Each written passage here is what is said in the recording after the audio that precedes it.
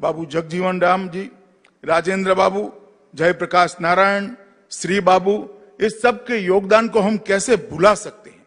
और आजादी के बाद भी जब कांग्रेस पार्टी की नेता श्रीमती इंदिरा गांधी ने आपातकाल डालकर लोकतंत्र का गला घोंटने का प्रयास किया, ये बिहार की जनता ने ही जेपी के नेतृत्व में आंदोलन कर फिर से एक बार लोकतंत्र को प्रस्थापित करने का काम किया था।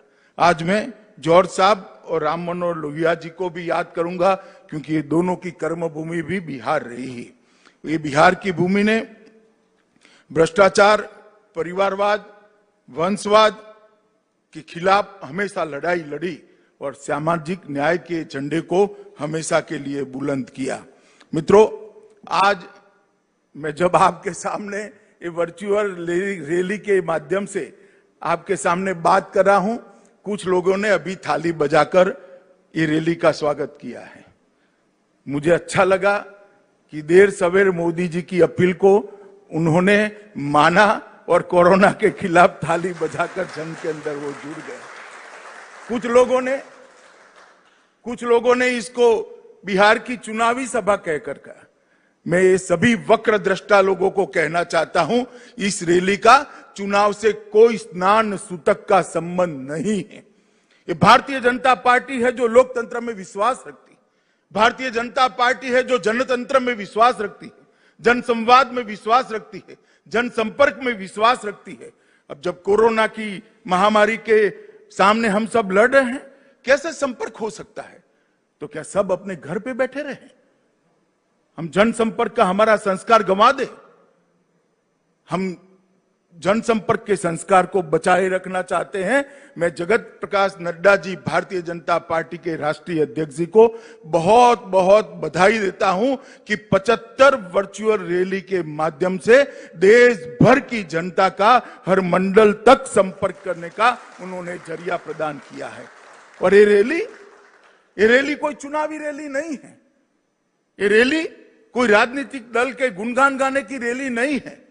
ये वर्चुअल रैली है देश की करोड़ों की जनता को कोरोना के खिलाफ जंग के अंदर जोड़ने के लिए उनके हौसले बुलंद करने की रैली है। ये रैली है आत्मविश्वास से भरपूर, आत्मनिर्भर, जगमगाता भारत बनाने के नरेंद्र मोदी के आह्वान के साथ देश की जनता को जोड़ने की रैली है। जो वक्रदृष्टा लोग इसमें भी राजनीति देखना चाहते हैं, मैं उनको पूछना चाहता हूं, किसने रोका है भैया आपको?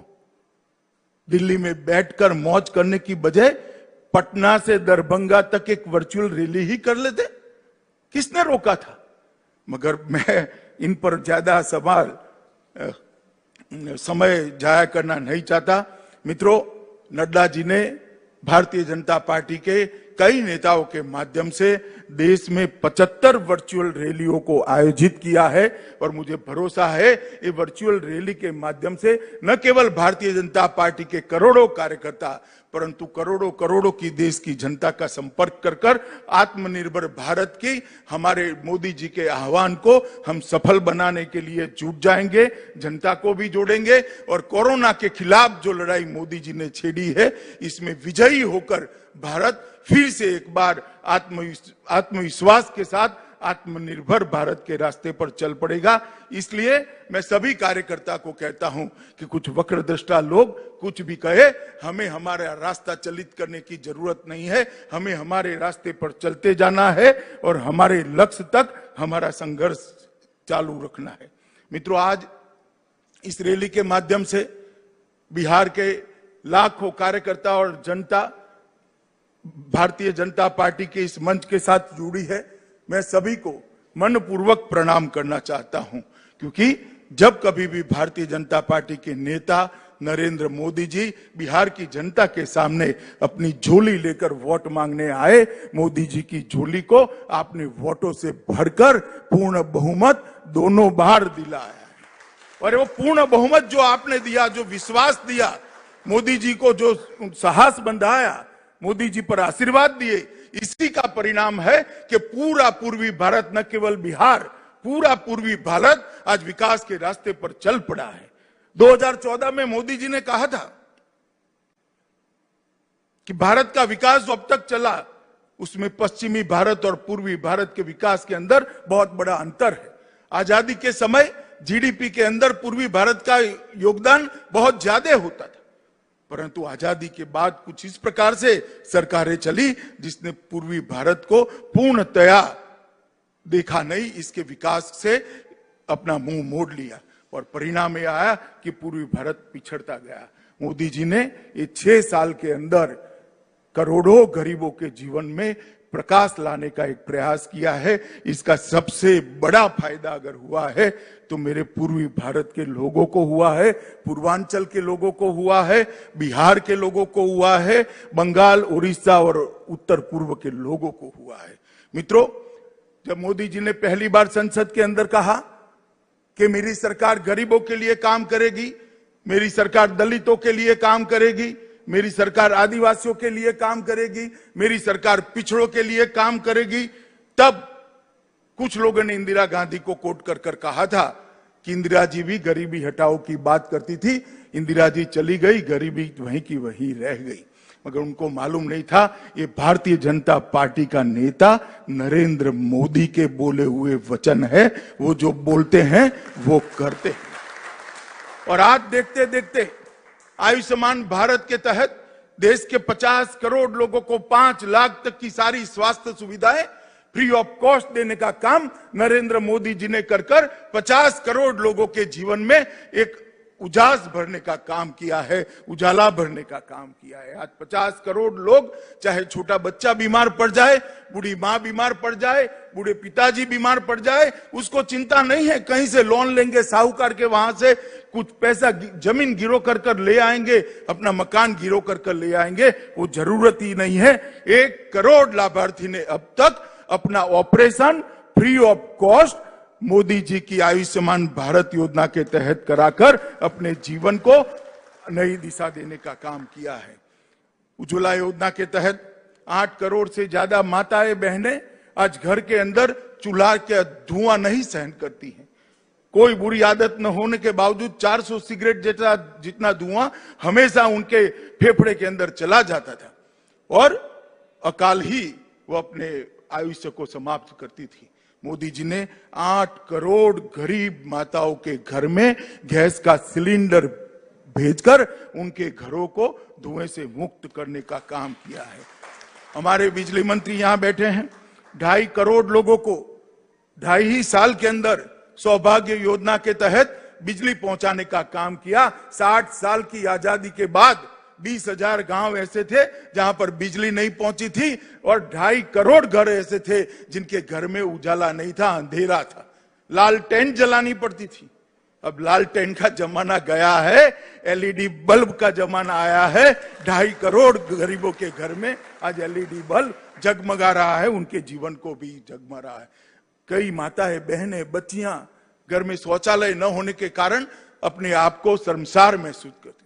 10 करोड़ घरों के अंदर शौचालय भेजकर मोदी जी ने न केवल शर्म को दूर करने का काम किया है, उनको सम्मान दिलाने का काम किया है, उनके आत्मविश्वास को बढ़ाने का काम किया है और उनके अच्छे स्वास्थ्य की भी चिंता की है।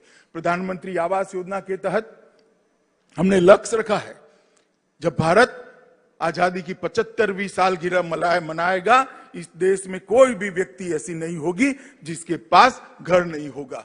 हमने 2.5 करोड़ लोगों को घर देने का काम पहली ही टर्म के अंदर 14 से 19 के बीच में समाप्त कर दिया है। और मोदी जी ने सबसे बड़ा काम किया है मित्रों, भारत का सम्मान दुनिया के अंदर आसमान तक बढ़ाने का काम नरेंद्र मोदी जी ने किया। एक जमाना था कि हमारी सरहदों से कोई भी घुस जाता था, हमारी सीमाओं के साथ छेड़खानी करता था, हमारे जवानों के सर काट कर ले जाते थे और दिल्ली के दरबार में उफ तक नहीं की जाती थी।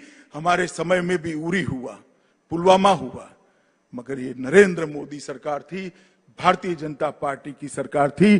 कुछ ही दिनों में सर्जिकल स्ट्राइक और एयर स्ट्राइक कर कर घस में घुसकर दंडित करने का काम भारतीय जनता पार्टी की नरेंद्र मोदी सरकार ने किया। और इसके साथ ही भारत की रक्षा नीति को वैश्विक स्वीकृति मिली। पूरा दुनिया ये मानने लगा कि अमेरिका और इजराइल के बाद अगर कोई देश अपनी सीमाओं की रक्षा करने के लिए सक्षम है तो उसमें तीसरा नाम हमारे महान भारत का जोड़ने का काम किया। और नरेंद्र मोदी जी ने सबका साथ सबका विकास के साथ हमारी सीमाओं को भी सुरक्षित किया और कई ऐसे काम किए जिसके माध्यम से दुनिया में देश को सम्मान मिला।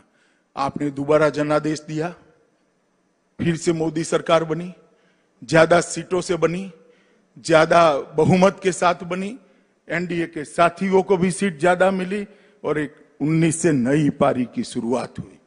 मित्रों, कई ऐसे मसले थे जिसको 70 साल से कोई छूने की हिम्मत नहीं करता था। वो मसले देश की एकता, अखंडितता और देश की सुरक्षा के साथ जुड़े हुए थे। नरेंद्र मोदी जी ने 5 अगस्त को धारा 370 और 35 को समाप्त कर कश्मीर को हमेशा के लिए भारत के साथ जोड़ने का काम किया। और भारत का बच्चा बच्चा, मित्रों, भारत का बच्चा बच्चा इस बात पर गर्व कर रहा है कि 3 पीढ़ियों से कहते थे जहां हुए बलिदान मुखर्जी वो कश्मीर हमारा है, वो महज नारा नहीं था, आज कश्मीर हमारा हो चुका है। वो बात को मोदी जी ने सबको। ट्रिपल तलाक एक ऐसा मसला था, करोड़ों मुस्लिम माताएं और बहनें अपने आप को अपमानित महसूस करती थी, उनको उनका अधिकार नहीं मिलता था। वोट बैंक की लालच के कारण कोई इसको ट्रिपल तलाक को हटाने की हिम्मत नहीं करता था। 19 की सरकार शुरू होते ही रविशंकर भाई यहां बैठे हैं, बिल लेकर आए और राज्यसभा लोकसभा में दोनों के अंदर मोदी जी ने ट्रिपल तलाक को तलाक देने का काम कर करोड़ों मुस्लिम महिलाओं को सम्मान के साथ जीने का काम दिया। राम जन्मभूमि, करोड़ों लोग न केवल भारत में, दुनिया भर में चाहते थे कि जहां पर प्रभु श्री राम का जन्म हुआ था वहीं पर एक भव्य राम मंदिर का निर्माण हो। 150 साल से मसला अदालतों के अंदर इधर उधर घूमता रहता था, क्योंकि सरकारों की मंशा ही नहीं थी कि ये मसला अपने अंजाम तक पहुंचे। नरेंद्र मोदी सरकार आई, सरकार ने सटीक पक्ष रखा, जजमेंट आ गया, श्री राम जन्मभूमि निर्माण का रास्ता प्रशस्त हुआ और मोदी जी ने पिछले ही सत्र के अंदर श्री राम जन्मभूमि के लिए एक ट्रस्ट बनाकर राम जन्मभूमि निर्माण का रास्ता प्रशस्त